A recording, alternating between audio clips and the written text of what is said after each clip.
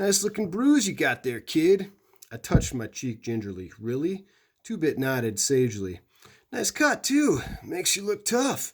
Tough and tough are two different words. Tough is the same as rough. Tuff means cool. Sharp, like a tough looking Mustang, that's a type of car, or a tough record. In our neighborhood, both are compliments.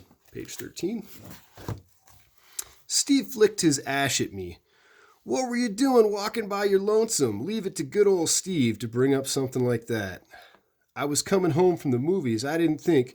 You don't ever think, Dari broke in. Not at home or anywhere when it counts. You must think at school. With all those good grades you bring home, and you've always got your nose in a book. But do you ever use your head for common sense?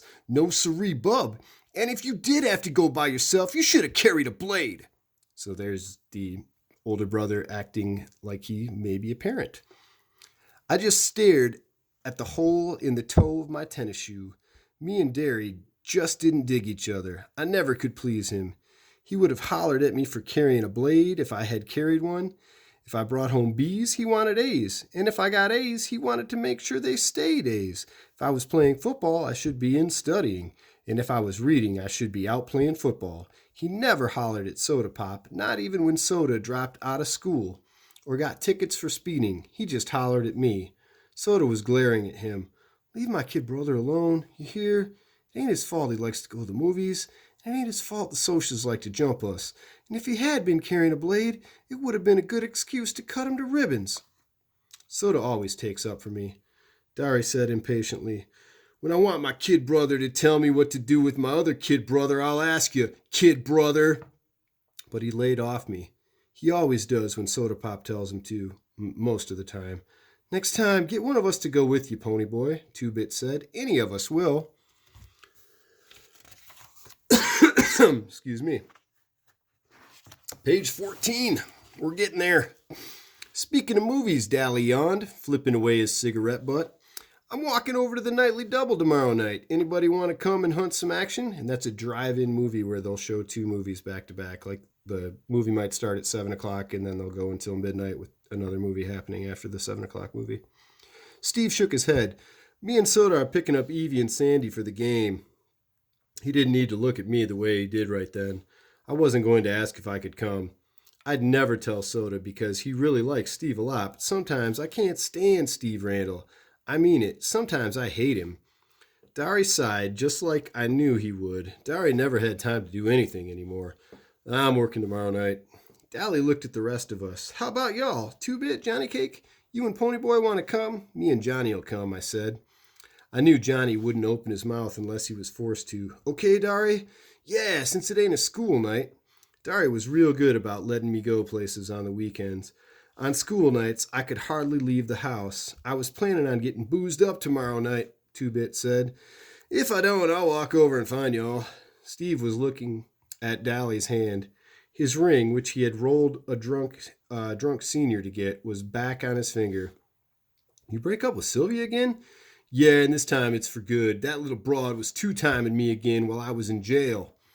I thought about Sylvia and Evie and Sandy and Two-Bit's mini blondes. They were the only kind of girls that would look at us, I thought. Tough, loud girls who wore too much eye makeup and giggled and swore too much. I liked. Soda's girl, Sandy, just fine. Though her hair was natural blonde and her laugh was soft, like her china blue eyes. She didn't have a real good home or anything, and was our kind, greaser.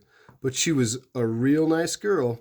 Still, lots of times I wondered what other girls were like. The girls who were bright-eyed and had their dresses a decent length and acted as if they'd like to spit on us given the chance.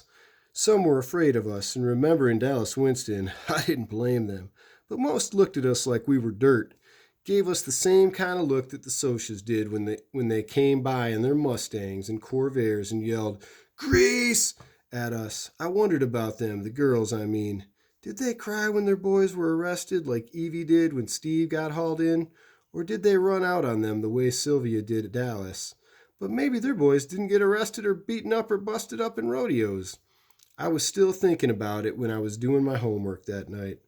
I had just read Great Expectations. There's another allusion, that's a famous novel. For English. And that kid Pip, he reminded me of us. The way he felt marked lousy because he wasn't a gentleman or anything. And the way that girl kept looking down on him. That happened to me once. One time in biology, I had to dissect a worm, and the razor wouldn't cut, so I used my switchblade. The minute I flicked it out, I forgot what I was doing, or I would have never have done it. This girl right beside me kind of gasped and said, "They are right. You are a hood." That didn't make me feel so hot. There were a lot of socias in that class. I get put into A classes because I'm supposed to be smart, and most of them thought it was pretty funny. I didn't, though. She was a cute girl. She looked real good in yellow. And obviously now if you brought a switchblade to school and popped it out in science class, you'd be in some trouble. Page 16. Hang in there with me. We're almost done with chapter 1. We deserve a lot of our trouble, I thought. Dallas deserves everything he gets and should get worse if you want the truth. And 2-Bit, he doesn't really want or need half the things he swipes from stores. He just thinks it's fun to swipe everything that isn't nailed down.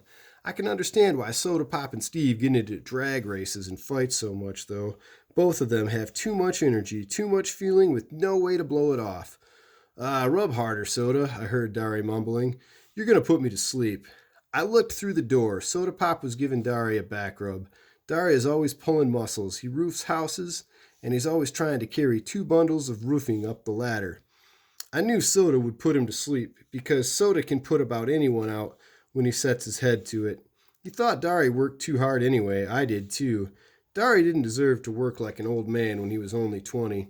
He had been a real popular guy in school. He was captain of the football team, and he had been voted Boy of the Year, but we just didn't have the money for him to go to college, even with the athletic scholarship he won. And now he didn't have time between jobs to even think about college, so he never went anywhere and never did anything anymore, except work out at gyms and go skiing with some old friends of his sometimes. I rubbed my cheek where it had turned purple. I had looked in the mirror, and it did make me look tough, but Dari had made me put a Band-Aid on the cut. I remember how awful Johnny had looked when he got beaten up. There's another reference to Johnny. I had just as much right to use the streets as the Socias did, and Johnny had never hurt them. Why did, page 17, the Socias hate us so much? We left them alone. I nearly went to sleep over my homework trying to figure it out. Soda Pop, who had jumped into bed by this time, yelled sleepily for me to turn off the light and get to bed. When I finished the chapter I was on, I did. Lying beside Soda, staring at the wall, I kept remembering the faces of the Socias as they surrounded me. That blue Madras shirt the blonde was wearing, and I could still hear a thick voice. "Need a haircut, greaser." I shivered. "You cold, pony boy?" "A little," I lied. Soda threw one arm across my neck. He mumbled something drowsily. "Listen, kiddo, when Dari hollers at you, he don't mean nothing. He's just got more worries than somebody his age ought to. Don't take him serious, you dig, pony? Don't let him bug you. He's really proud of you, 'cause you're so brainy. It's just because you're the baby. I mean, he loves you a lot. Savvy?" "Sure," I said, trying for Soda's sake to keep the sarcasm out of my voice. "Soda, yeah. How come you dropped out?" I never have gotten over that. I could hardly stand it when he left school, 'cause I'm dumb. The only thing I was passing anyway were auto mechanics and gym. "You're not dumb." "Yeah, I am. Shut up and I'll tell you something. Don't let Dari, though. Don't tell Dari, though." "Okay. I think I'm going to marry Sandy after she gets out of," page 18, "school, and I get a better job and everything. I might wait till you get out of school, though, so I can still help Dari with the bills and stuff." "Tough enough. Wait till I get out, though, so you can keep Dari off my back." "Don't be like that, kid. I told you, he don't mean half of what he says." "You in love with Sandy? What's it like?" He sighed happily. "It's real nice." In a moment, his breathing was light and regular. I turned my head to look at him, and in the moonlight, he looked like some Greek god come to earth. I wondered how he could stand being so handsome. Then I sighed. I didn't quite get what he meant about Dari. Dari thought I was just another mouth to feed and somebody to holler at. Dari, love me? I thought of those hard, pale eyes. Soda was wrong for once, I thought. Dari doesn't love anyone or anything except maybe Soda. I didn't hardly think of him as being human. I don't care, I lied to myself. I don't care about him either.